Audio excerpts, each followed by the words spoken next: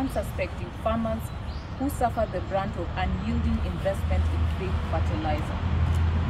Clearly, the NCPB and the Kenya Bureau of Standards have grossly abrogated their duty to enforce stringent quality control measures stipulated in the Standards Act, and have taken no steps to conduct inspections, investigation, or administrative action to curb this inseverable trend. Further, frustration has resulted from severe delays in the delivery and distribution of this fertilizer by the NCPB. On the one part, there are reports of late tendering and slow manufacturing processes by contracted suppliers. On the other hand, farmers have decried the transition from a voucher-based system to the distribution of fertilizers through the NCPB, which has led to inefficiency in the distribution process. This retrogressive change has resulted in high transaction costs, longer queues for farmers, and created an enabling environment for corruption. The overall consequence of these failures is that farmers have failed to break even, lost significant sums of money in buying fake fertilizer, and the agriculture sector has been spun into a crisis at a time where Kenyans contend with strained economic realities that cannot survive food insecurity. Instead of taking decisive action to address this crisis, the Cabinet Secretary for Agriculture has turned his attention to a public spat of journalists who unearthed the fraudulent scam that has been made of the NFSP.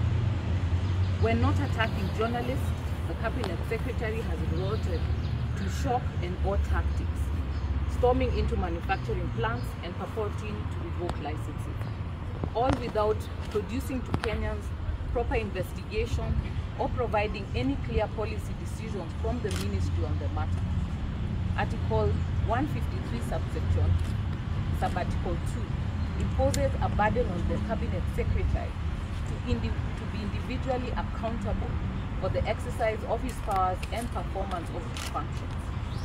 We therefore call out the Cabinet Secretary and demand he takes action to address this unprecedented horror show guised as the National Fertilizer Subsidy Program and offer reparations to affected farmers. The Law Society as Kenya has written to the Cabinet Secretary demanding that he consider and implement several recommendations that we believe will be more efficient in addressing the real issue rather than the antics that the Kenyans have been served with in these recent days.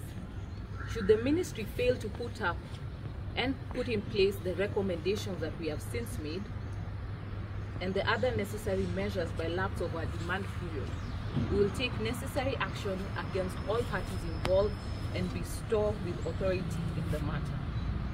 We will petition Parliament to call for immediate removal of the Cabinet Secretary by dint of Article 152, Sub-Article 6 of the Constitution on grounds of gross misconduct, violation of the Constitution, and incompetence to hold public office.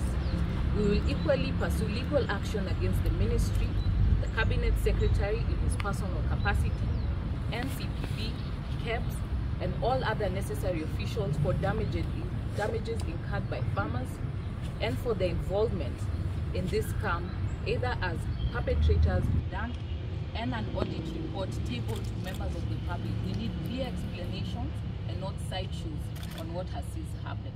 The period that we have given for the demand to the CS is a 7-day demand notice, that he starts setting in place some of these recommendations that we have made, because we need to see action.